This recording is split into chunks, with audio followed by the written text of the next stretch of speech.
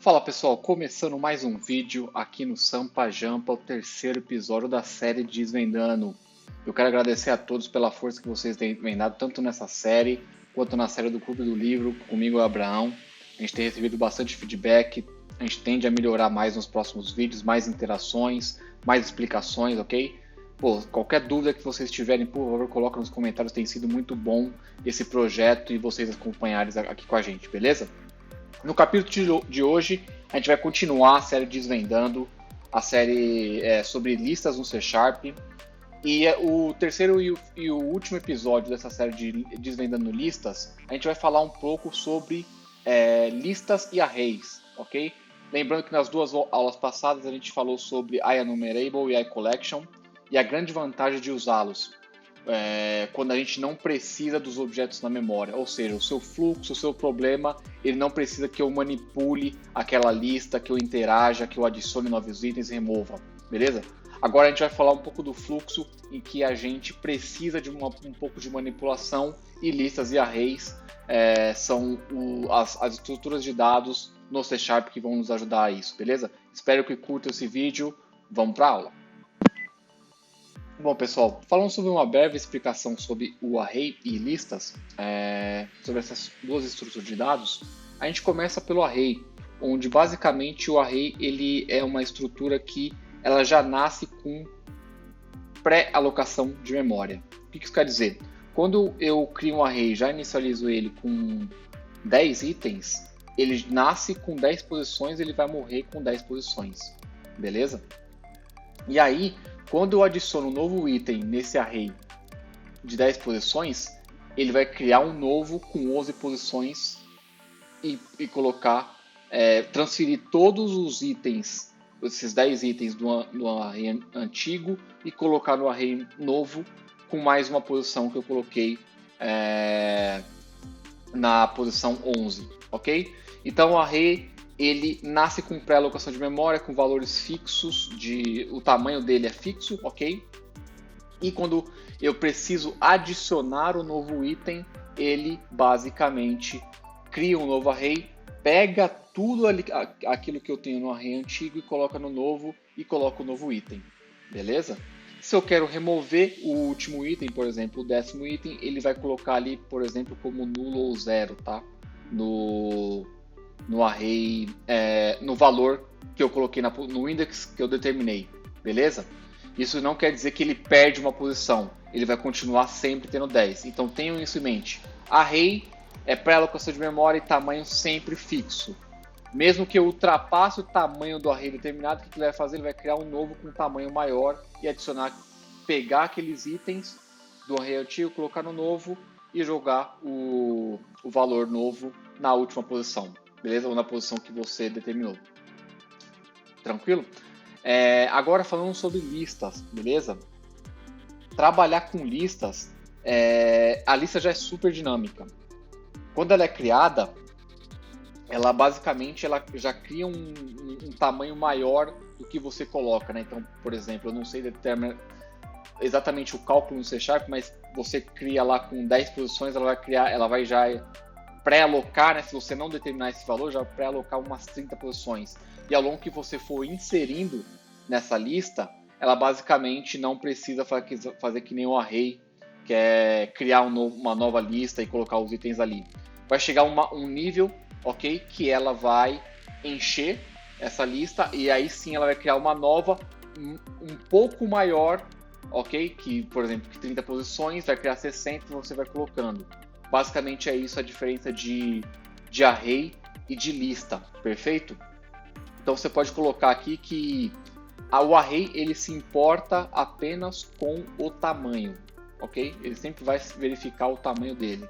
A lista ela vai ter que se importar com o tamanho dela, quantos itens ela tem, ok? Porque eu posso dar um count ali sabendo isso na hora, e também do tamanho da lista em cima dela. Então ela tem que se preocupar com duas coisas e o array só com uma. Pensa bem nisso, coloca bem isso na cabeça que isso vai ser importante para a hora que a gente mostrar alguns benchmarks aqui, que vai ser nos próximos exemplos, tudo bem? Qualquer dúvida que vocês tiverem, por favor, coloquem aí nos comentários, mas basicamente essa é a diferença de array e de listas. Fechou? Então, trazendo um pouco para o código aqui, vocês podem ver que eu criei um array de inteiros de 1 até 10 e um array de uma lista de inteiros, no caso, de 1 até 10 também. Usei o benchmark aqui, que é uma lib do .NET, onde eu estou basicamente somando aqui os itens da lista e do próprio array. E rodando esse benchmark, vocês podem conferir que a lista ela foi um pouquinho mais lenta comparado ao array. E por que isso?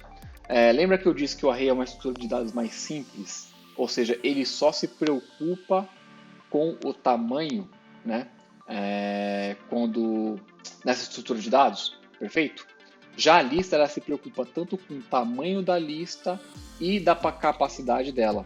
Vocês podem ver até aqui, ó, vou dar um exemplo, se eu colocar um array integers.length, esse método aqui, o array ele vai ter essas propriedades, né, de length, ou seja, o tamanho daquele array. E necessariamente o tamanho do array é necessariamente o tanto de itens que tem naquele array. Perfeito? Já a lista, ela além de ter o length, né, que no caso chama count, que ela se preocupa com o tamanho da lista, ele também tem o capacity, que é o quanto que aquela lista pode suportar de itens, né? Nesse exemplo aqui, o array ele vai morrer sempre com 10 de tamanho. Já a lista, ela nasce aqui, não necessariamente porque eu coloquei 10 itens, ela vai nascer com 10 posições, né? Capacidade de 10. E sim, ela já nasce com uma capacidade maior. Isso nos ajuda demais para poder adicionar itens, ok? Então, nesse caso aqui, que eu estou só interagindo com as listas, tanto array e list, é melhor o caso de usar um array, ok? Então, caso você pegue, por exemplo, de algum data source que você precise saber o count daquela lista ou conferir algum item, algum index, ok? Mas você não vai adicionar nessa estrutura de dados, é melhor você dar um toArray do que um toList, perfeito? Porque ele vai ocupar aquele espaço de memória já certinho, e você como não vai adicionar nada, então é perfeito para esse caso. Ele é mais performático, porque a gente está com 10 itens, imagine que se você tivesse com 100 mil, né? Então cada ganhozinho faz parte, beleza? Agora, por exemplo, e se eu quisesse adicionar um item? Então, além de saber alguns itens no meio ali da lista, de saber o count, eu quero poder adicionar. Nesse caso, é melhor usar o toList, perfeito? Porque lembrando, o array, se eu preciso adicionar um item no array, ele vai pegar isso aqui, ó, vai criar um novo array, pegar todos esses dados, ok? Colocar no novo array e colocar o item novo que você quer.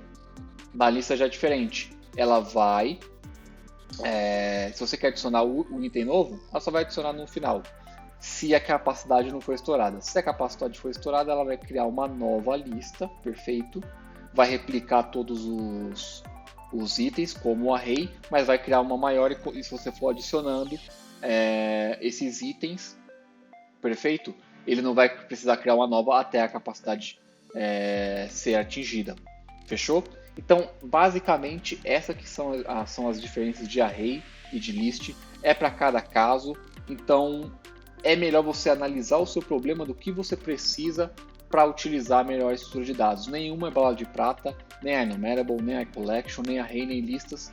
Ela é para o seu ali, basicamente para resolver o seu problema. E cada problema você pode usar uma estrutura de dados diferente. Show? Então a gente vai encerrando por aqui, pessoal. Obrigado pela companhia nessa série Desvendando sobre listas. Coloque aí que vocês querem saber mais, dúvidas. E a gente se vê numa outra série aí com outro assunto sobre desvendando algumas coisas do .NET e no C Sharp, beleza? Pô, gostei demais e até a próxima.